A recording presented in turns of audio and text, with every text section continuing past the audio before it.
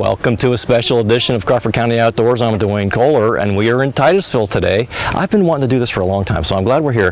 Deb Eckelberger, nice to meet you. Jeremiah Morrison, it's nice to meet you. Nice to meet you, Duane. So, 150-something years ago, something happened over there. What was that all about? It was the oil. It's the discovery of oil right here in Titusville. People have probably heard of the Oil Creek, and they've heard of Drake's Well, and they've heard of the Oil Creek Trail, probably. Very popular trail. We're going to do something different today. Tell the folks at home what we're going to do. We're going to do a little tour along the Queen City Trail. Now, what's the Queen City Trail?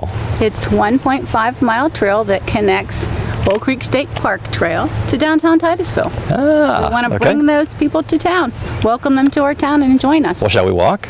Let's try. Let's walk. All righty. Thanks. Jeremiah, let me ask you, trails in general, in Pennsylvania, wherever. I mean, it's becoming a thing. Folks are moving to get to an area where they can go hike on some trails. Or well, Pennsylvania has a lot of amazing opportunities for trails. First, because of what happened with the railroads. Rail to trails kind of started the whole movement. And then now that's what the Oil Creek Trail was. This trail that we're following, Queen City Trail, it wasn't a railroad bed. Now we're going to be passing under one. This is the Oil Creek and Titusville Railroad line that goes through the state park here. But this path was actually an old recreation trail. Okay. It was a jogging trail, and they had different exercise stations along it. So they've gone back, I think about 1998. They paved this portion into Titusville, I believe. Yes. And we have this now. So the connection to the oil, I think a lot of folks, I mean, I myself have come a number of times, and we biked and and did the Oil Creek Trail. Didn't even realize this was here. So this was that little special kept secret, right? Maybe not. Yeah. And it's pretty popular. You cannot imagine how many people are on here every day, and the more we publicize it, the more people know about it. So it's a treasure. I think to add to that also is a lot of people in Titusville know about it and utilize it all walks of life, because it's for hiking, walking, or biking. People use it to come fish along Oil Creek. But I think we have to think outside the bubble, of our bubble that we live in. You have a point there. A lot of people outside of Titusville don't know about this stretch of trail. So we're really working to make it a trail town to connect it to the Oil Creek Trail. Trail town, let me ask you to define that. What do you mean by that? What might that mean down the road?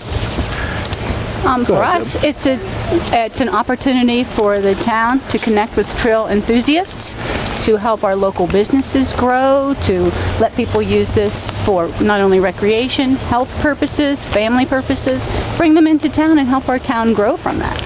So if I live in Meadville and let's go for a hike today. Okay, where might we go? Okay, hey, I remember seeing on TV about the Queen City Trail and about the Oil Creek Trail.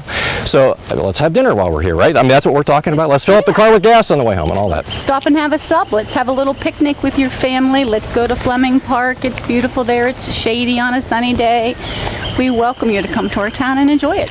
So I think we picked a pretty good day for this. Was it's always nice like that, right? When you're coming out for a little recreation here, it's always nice like this. It is a beautiful day in Pennsylvania. One thing about Crawford County Outdoors is you never know what the weather's going to be, but hey, we got a good day today, so we're going to take advantage of it and hike the Queen City Trail. Let me ask you another question, history-wise now. Why Queen City? What does that mean? We were the Queen City. We were the leader of the area back in the oil days, and with the number of population, we were actually a city when others were simply towns, and we were the queen. We shined above all the rest. And in that oil era, when they drilled the well, mid-1800s, late 1800s, there weren't a lot of cultural amenities in a lot of the other oil and wildcatter towns, like Pit Hole and Petroleum Center. Titusville had all the cultural amenities already there, like operas. They had an oil exchange, great architecture, the playhouse. Yeah. So that was the other reason it was called the Queen City. Very good. So now, right off to my right here is the Oil Creek, and I remember as a kid, my family has a place at Canadota Lake, and the Oil Creek starts near Canadota Lake, and the stories about the Native Americans and gathering up the oil that came to the surface. So I imagine it got its name based on the natural resources of the area. We think of natural resources, as being the birds and the deer and the things that are growing here, but oil is a natural resource too, right? I mean, it is to me, anyways. Absolutely. They used to skim it off the surface of Oil Creek, which is part of how it got its name. It would seep up naturally. And if you walk down near Drake Well, you'll see the old Indian pits where they used to gather it. It formed, and they dig a little down. But then it all changed when they finally drilled down 100 feet or so, and hence we have Drake Well. So the first commercial oil well here changed the world, right? I mean, Titusville was kind of the center point of changing the world. Overnight, it just grew, yes. Valley that changed the world. I was just at a talk not too long ago about the tar mansion in Meadville, and and the family originally was here, and too much noise and commotion, whatever, and moved over to Meadville and built a big place. And anyways, another story for another day, I guess. So. The kind of things that we're going to maybe come across on the trail here, maybe you can give us a little view ahead. What are we going to see when we're walking along the trail today here? Well, we just saw some deer. I did notice that, yeah. I did. Wildlife.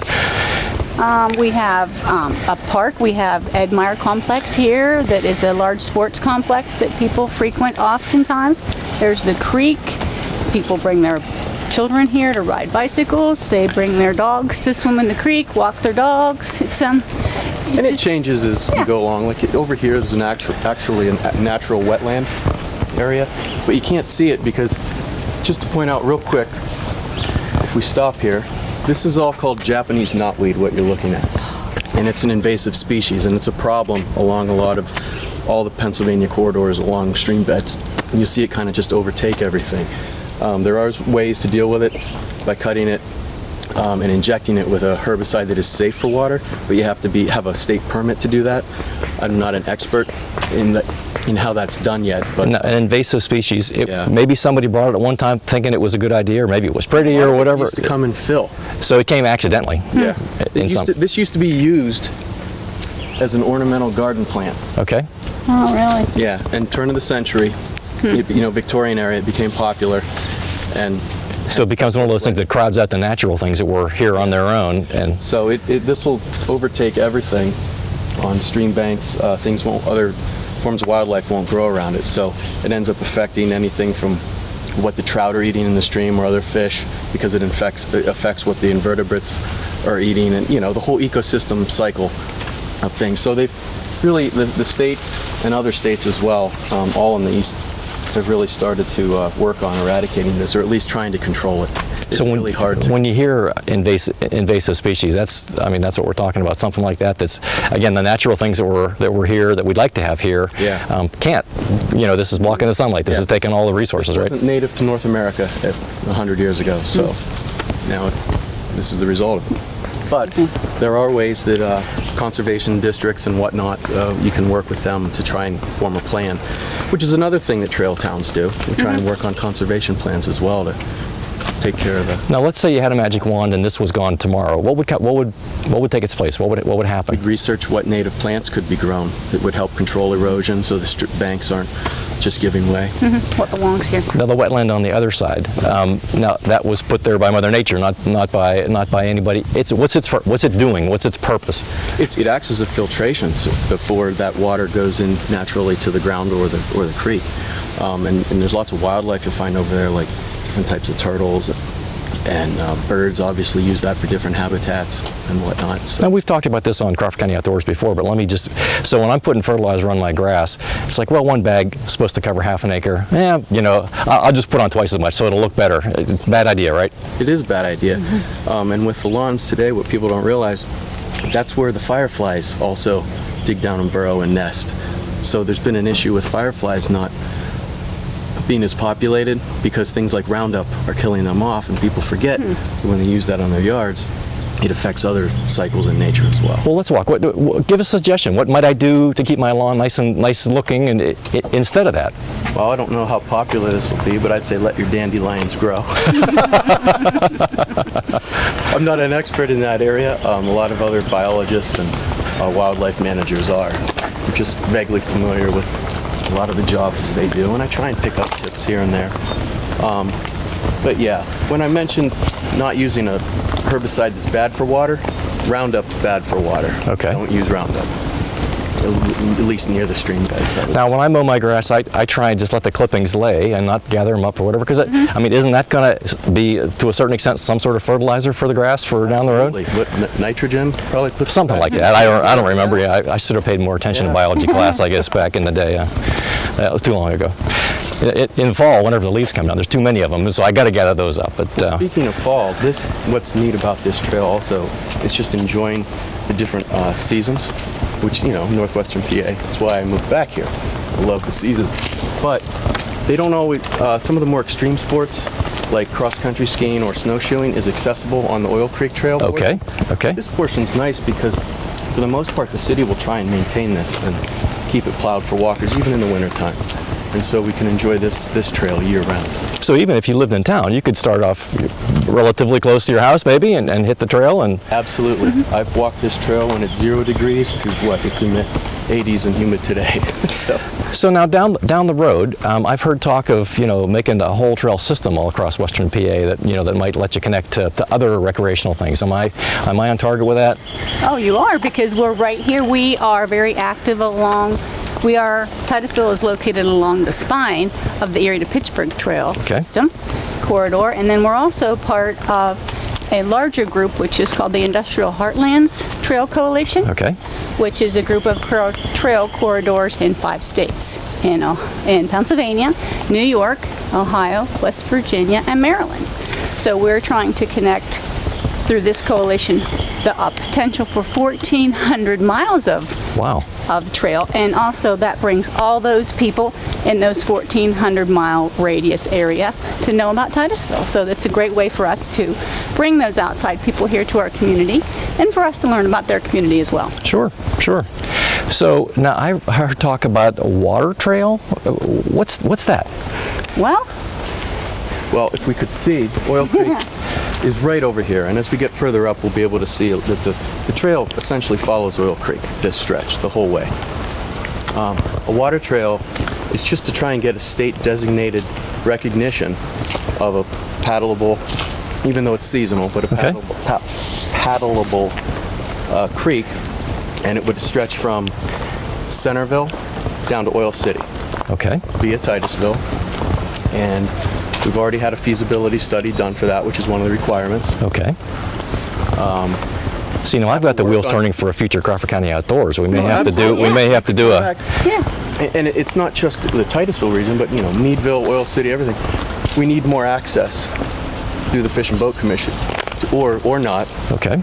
For sites to put in kayaks, to put in canoes, things like that. I see. Not only 2-legged people like the trail, but maybe 4-legged people like it too, huh? Hi, doggies. Hi. How's your walk? Oh, we're gonna go swim. Oh, great. Swimming, even better. Even better. Yeah, the spot. The swimming hole's right up the road. Okay, you want me to go this way? No, this is a great trail for all walks of life. People walking dogs. We'll see,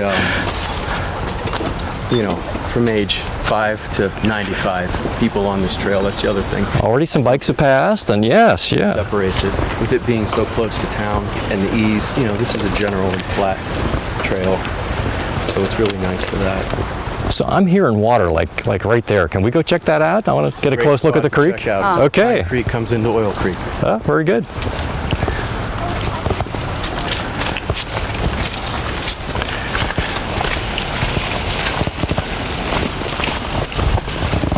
Like a canopy back here. Hidden. Those little baby people.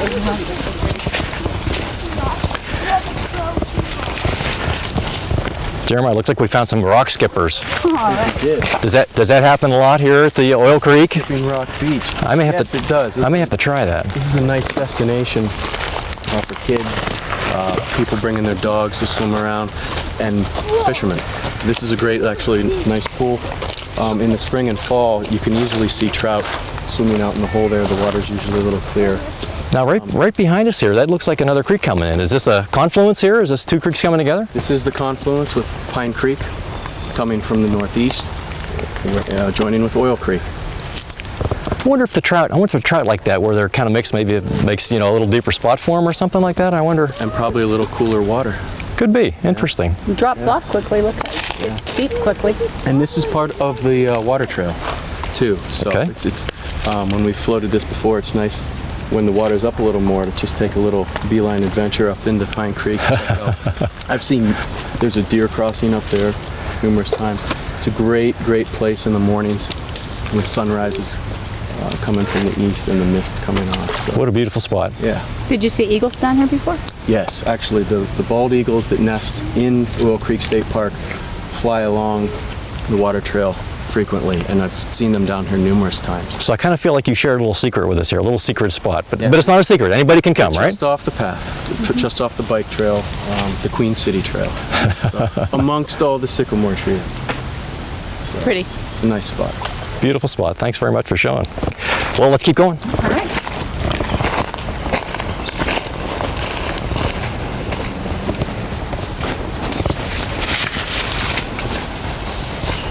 We have on our outdoor series in the past done a couple trips on French Creek and have some plans for some things with some of the lakes around. But I think the Oil Creek, we're going to have to get on. So is there a certain time of year when it's best to try and do a little paddle trip on the Oil Creek? What would you say, Deb? May and June. Yeah. May and June. April. Okay. April, May, and June. Okay. Springtime. Yeah, that would be a better time for you to experience it.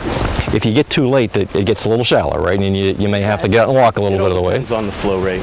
Okay. And there's a place online you can check that out where they keep a gauge down near Rouseville. Is it the Army Corps? Yeah, Army Corps of Engineers. So what are you watching for? What are you watching for with that? So is it a certain? Is it 3.5 or 4 cubic feet? The depth, I think, and then Yes. they check the flow. The flow rate. The flow rate as well. So Okay. they check for both, yeah. Okay. So they check both, but then again, that will bring us another group of people to Titusville. Those that are paddling, those that are looking to go maybe on an evening kayak trip or a day Saturday trip, bring their families. And there needs Again. to be not only those access points we were talking about, but also signage Yeah. and to get So people into you know town. where to go and you know where to leave your vehicle at the other end and all that stuff. Sure. Yeah, always those logistics things. Those are not tricky, but it makes it easier for you to get out and do those things if you know where to park and you know. Yeah. It makes the town more welcoming to those people when they come. There you go. Yeah, it's great. In this county, like you've done one on French Creek. French Creek is an outstanding waterway. A lot of people don't remember Oil Creek because they think of it in terms of the old industry and it was devastated by the oil days and more modern steel industry. This stream has recovered amazingly well. The studies they did on it for the water trail feasibility study, the biologists sampled it. The water quality is excellent. The wildlife that they find with the invertebrates, excellent. Fish, excellent. The birds it's attracting, excellent. So it really shows what Mother Nature can do when it has time to recover. So maybe if us humans messed it up at one point in time, it's getting cleaned up by nature on its own. Give it So time to work on itself. a natural process. Yeah. So We have a blue heron rookery here, okay. right outside the industrial park. So they use Oil Creek for their breakfast, lunch, and dinner. I remember stories about Pit Hole and Drake's Well and the oil being shipped by barge down the Oil Creek to Oil City, right? And then down on the Pittsburgh and so on, down the Allegheny River. And Well, yeah, and they would dam up Oil Creek in order to allow the skiffs to do that, which is, we don't know the history of right here, but this isn't an old railroad bed as far as I know, because we passed under a railroad 6 feet, underneath. So I'm assuming maybe that's what this dike may have been used for. so it was the water beat higher, so the barges could float. There you go. Okay. But we might have to check the history on that. Yeah. Another show. I remember attending a talk, I think by a history professor at Allegheny. I think that's what it was, but talking about things with the birthplace of the oil business and so on, and the spills that happened, and devastating how difficult that was. People were trying to farm along, and et cetera, et cetera. So. But it's all better now. Well, I'm starting to see the sports complex off here to our left. Are we getting close by? Is this the Ed Myer complex? Yes, it is the Ed Myer complex. How about a little history of that? I don't really have the history of that. I remember- Sorry. Yeah. I remember we'll coming- have to provide that for you, maybe. Yeah. When kids were in high school and they were in sports coming, and I think is the high school track close by here? Yeah, and I don't know what year that was put in. Yeah, we can get you that Okay. history information, All right. and so we can maybe talk over. What am I that seeing there? later. Tennis courts, Tennis courts. soccer goals, Soccer, there's beach Softball. volleyball courts. volleyball. Okay. Yeah.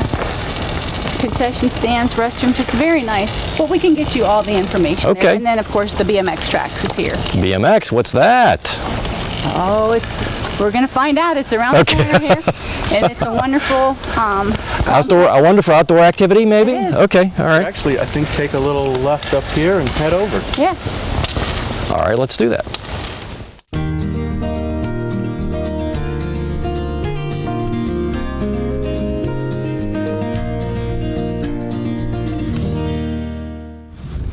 Well, joining us now is Ed Myer. Ed, welcome to Crawford County Outdoors. Well, thank you. Now we're at the Ed Myer Complex. That's interesting, isn't that? Is that a coincidence? Well, you mean the name? Yeah, right. Well, somebody thought maybe after 40-some years that they put a name to something over here, and they named So you've been working on this kind of stuff for a long time. Well, quite a long time, yes, and enjoyed every minute of it. Now, what all goes on here? Well, this is a program that's was built through the, I'm going to say, help from the school district and also the city of Titusville way back in those days. And so this got, we had to cut down a forest here to start this way back when we started. But then we started to build it up into a recreation and parks program. And we have 3 ball places. We got places for riding your bikes over here. Okay. And then we also, over here, we have another field that soccers can play on. Okay.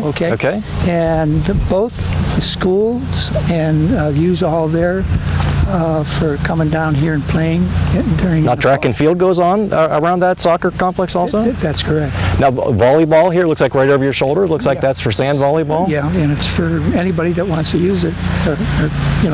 We have, in the wintertime, we do use the schools for playing volleyball, but people do come down and play over here.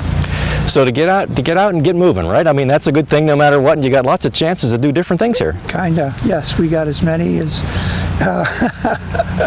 and there are lots of people that use this, especially all the girls softball, boys baseball, that can come in and just register for it. But the school, like I say, the schools use it during their times, like in the fall and in the spring. And this is where the baseball's played and softball's played for them. Well, Ed, thanks for the history there. I'm kind of curious about that BMX track. Maybe we'll go get a little closer look at that. Well, okay, and that was a recreation program, and we built a track over there years ago for people that wanted to get their kids involved in that. And so, yeah, if you want to go over today, that would be a good thing. It's people still over there. In fact, there's a family over there right now riding on it. Looking forward to checking that out. Thanks, Ed, for being with us. Well, okay, all right. Kelly MacDonald from the BMX group here. Tell us about this complex. This is really cool. Well, this is Drakewell BMX. This has been around since, apparently, I just found out it's been the late 70s. I thought it was the early 80s. I've been on the board for the last 2 years. I'm the Drakewell BMX board secretary. That's neat. Yeah. What a good title. I like that. It is. And these are my 2 kids that race. Christopher's been racing for the past 3 summers. Kaylin just started racing 2 summers ago, so she's a little bit slower. But we jumped on board, and we've been working hard to almost breathe new life into this place, and so far so good. I spoke to Mr. Myer a little bit ago. He said this was built by volunteers originally. Isn't that cool? It is, and this is a volunteer-run organization. Everything that is done around here is done by volunteers. Everybody works a full-time job, and then we all come down here and put our time, energy, and effort into this place. So might there be some events that go on here at the BMX track? There are. Actually, tonight there's actually a race this evening. Okay. So we just held our state qualifier race, and that was our big fundraiser. We had 154 riders that came to race here. Wow. And it was a wonderful event. We had a lot of compliments. We actually just rebuilt this entire track, and that was done by two very unique individuals who put, again, a lot of time, energy, and effort into this place. Now, I got to ask you a technical question here. Sure. Now, when you're going over these humps, is there a real certain way to do it? There actually is, because I've tried it and I got schooled on don't do this and don't do that. So there is some technicality to be done.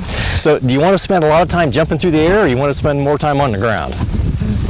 A little bit of both. Some of each, okay. A little bit of both, okay. and the more skilled you get, the the more time they actually do spend in the air. So Now, during the qualifying event you talked about that happened recently, how did it turn out? I mean, you had folks that are going off to a higher level competition? we did. We had racers that were as young as 2, and we had racers that were as old as 60 that were racing Wow. here. So we had a full house. We had people that were lining the back of this track all the way down the softball field and all the way around the back of this track. It was phenomenal, and it was just it was an amazing day. So people that want to come and practice can come and practice whenever they like? You know, and that's one of the really unique things about this track. We hear from a lot of other tracks. There's a track in Erie, there's a track in Jamestown. The track in Erie is actually closed when they're not racing. We're one of the unique places that Well, you need to practice. How do you get practice if you close all the time? Exactly, and that's one of the really cool things about this place is that it's open to the public all the time.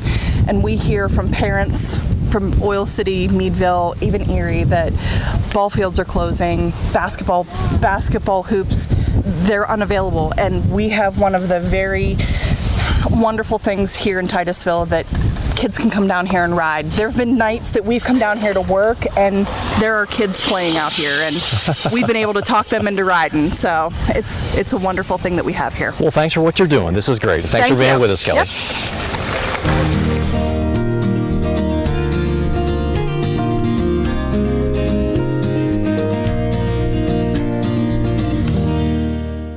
So this has been a pretty fun hike so far. That sports complex is really amazing. So I spoke to Ed briefly after. He wanted to make sure everybody gets credit for that project. It's been many people over a long stretch of time, and you can tell, it shows.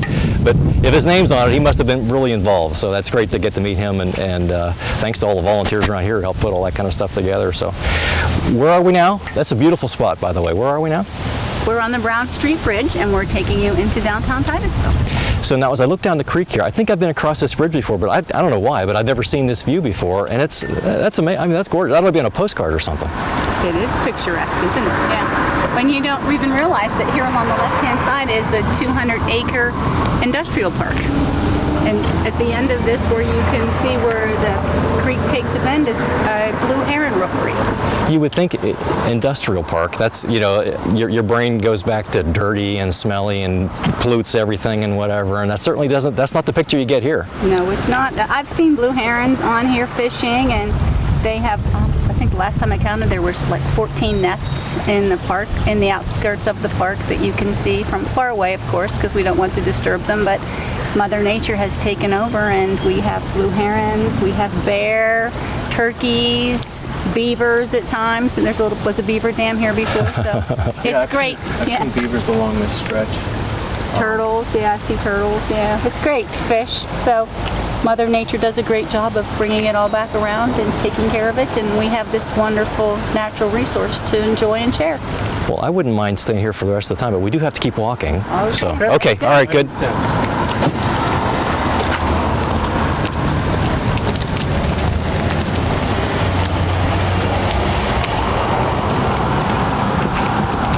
You know, different times on our kayak trips, you know, on the French Creek, you'll cross under a bridge that you go over every day, and you don't realize, you know, the beauty that you're just passing by. You know, take a second, stop and smell the roses. Is that the old saying? Or the commercial for Humphrey Charcoal: slow down and grill. Slow down and grill. There we go. Let's cross the road here.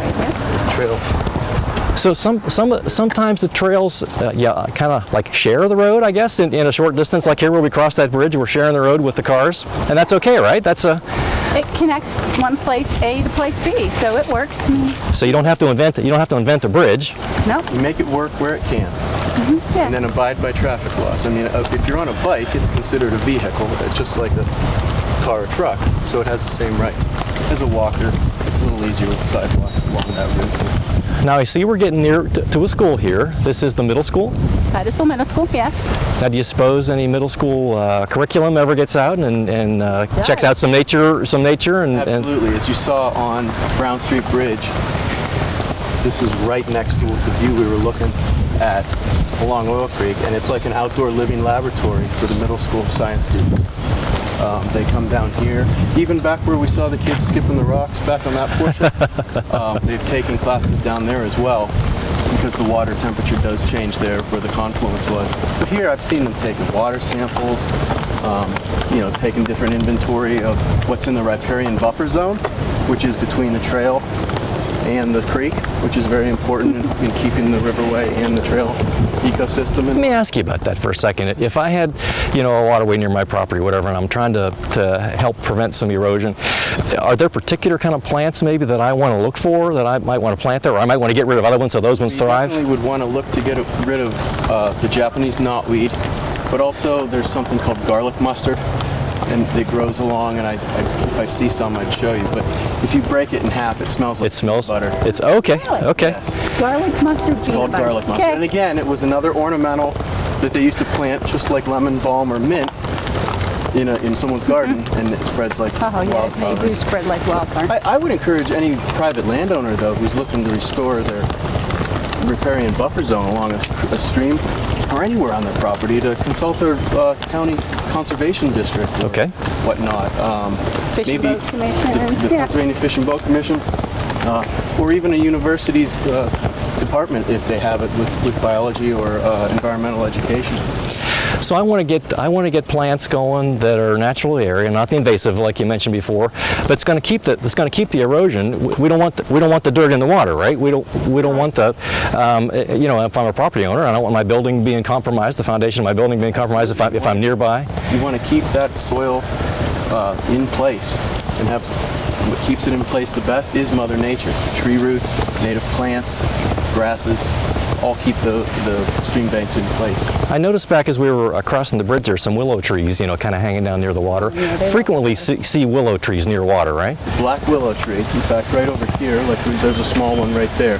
Just a beautiful tree, and the leaves on it spread out in a nice, almost waterfall-like fashion. And they're really great when the wind blows through them. Now, my friend Dr. Bowden from Allegheny College, that's one that likes to get its feet wet. That's one that likes to have a roll. The black willow prefers being along stream beds. Hemlocks prefer being along stream beds. We don't have as much here with that, but we have a great stands of sycamore trees, which is the other tree that loves being next to the stream banks. And they're the trees that have the light gray and dark gray. I call it camo. Their bark looks like. Camo? So that's why I was wearing these pants today to match that tree. Okay. It's the original camo, the sycamore tree. When they did the water study, the biologist that they had do the environmental assessment noted that the whole stretch of Oil Creek had some of the most amazing sycamore stands he's seen in northwestern PA. How about that? That 30-plus mile stretch. Now it seems to me a tree that's going to stand on the edge of a river, it's going to have to be a pretty sturdy tree. And it's going to have a pretty strong root system to keep from falling into that river, because as a storm comes back, whatever, they're going to get hit pretty hard, I would assume, over time. Absolutely. Serve a great purpose. Now here we are right next to the school. I'm sure that's buzzing like crazy during school time. And if you look that way, you might think you're out in the middle of some forest someplace and, a million miles away from any busy stuff. But here we are right in town. It's an excellent resource for them. And a great location for a school. Yeah. I see lots of berries and things growing there too. I bet there's animals that like those. Birds love them. I see bunny rabbits down here a lot when we walk. Yeah.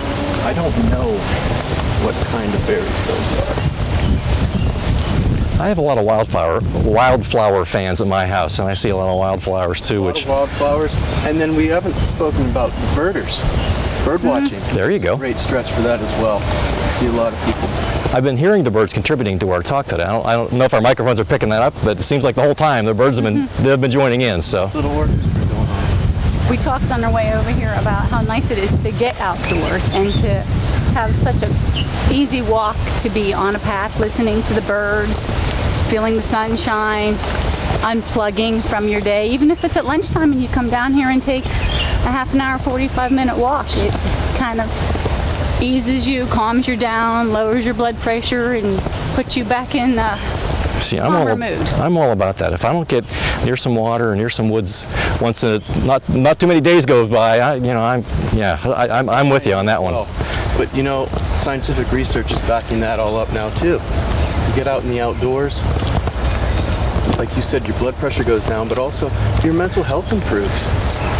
You have more clarity, you have more creativity. They've proven that in study after study, what it does just to get outside on a trail like this.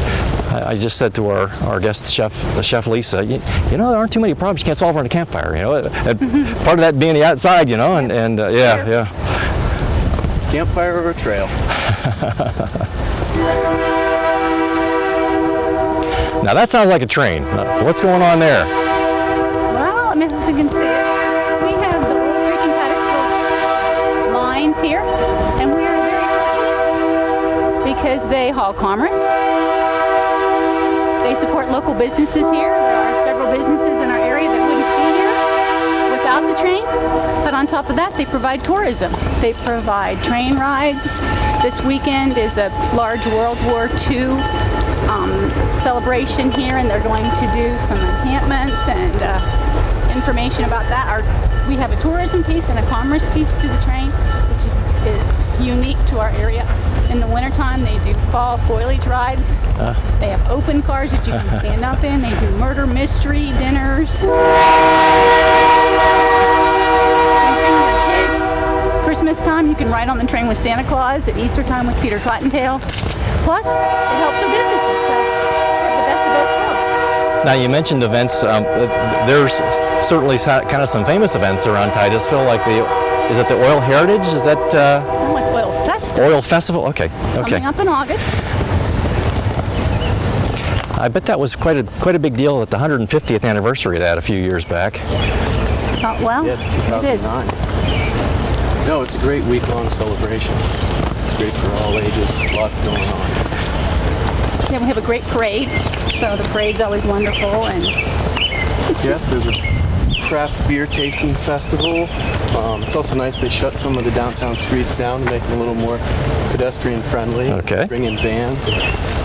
have a craft show. There's a large craft show on Friday and Saturday. So it's great activity for our community. A lot of people come back here and have their class reunions then, and they wrap family visits when they all come back together. So it's a nice week of activities. So we're getting pretty close to town here. I'm seeing some of the local business here. I'm seeing some places where people live, and again, as you mentioned, you can kind of come out from work and take a quick walk at lunch. You can take maybe a walk in the evening from your house. I've seen a whole bunch of. Is that the senior high-rise over there? That's not too far away. And It is. It's the Central Towers. Behind here we have the Billy Brown building that's also a senior high-rise, and here we have Southwoods that is a assisted living center. So it's very helpful to seniors that are out walking, people that come and visit their family members that are here. It's a very convenient location. now, one It's thing a we. neat little stretch, just that on this end, you have the senior center, older generations connecting with the younger generations of the middle school. Now, one thing we didn't talk about, but this surface that we're on the whole way, actually, you could probably come in a wheelchair if need be, or Absolutely. not really. And it's like anything else. There's probably a little bumper here or there, but it's something that pretty much anybody could take part in. Multi-generational here it is. It's Absolutely, wonderful. all ability levels. And the other thing with the Trail Town is that we always seek to improve accessibility for everybody. So where we do run into problems, then we address those needs as they come up. Well, guys, we appreciate this. This was great. Again, the wheels are turning. We need to come back and talk about that water trail. Maybe we can take a walk down at some point down the road. Maybe we can take a walk down the Oil Creek Trail. We can see, or in the spring when we can see the creek a little more, because Yeah. it's hard to see now. We'll do it by boat. Awesome. So we're here at the official start of the Queen City Trail. So Merrilynn, Marsh, welcome for your first time. Now you've been involved in the whole show, A, setting it up, and B, driving the camera cart the whole way along. So thank you very much for all your help in getting this all together. Oh, thanks for coming to talk to us. So if you need to get a cart, you can find one like that. There's a place in Oil City that can help you out. Yeah, it was called Easy Cart Rentals, and they were very helpful and friendly. They're right on Route 8 going into Oil City, so we are very thankful for their help today. So again, my wheels are turning here. We got to come back. We got to talk about some of these parks someday. We got to talk about that water trail. We got to talk about the trail going south, going down towards Oil City, and I want to make sure I don't miss anybody here. So we had Ed Myer, the former executive director of Titusville Leisure Services, who joined us. That was great. It gave us a good history lesson there. Kelly MacDonald, the Drakeswell BMX board secretary, and thanks to you guys for hosting. Jeremiah, appreciate all your help. Deb, thank you very much. Thank you for coming to our town. And come out and check it out. If somebody wants to find out how to get here, they want to find out more about the trails, who do they call? Tell them to call Titusville Community Development Agencies. Our phone number is 814-827-3668, and we'll gladly help you anytime. Well, very good. Thanks again. Thanks to the folks at home for joining us on Crawford County Outdoors, and we'll talk to you next time.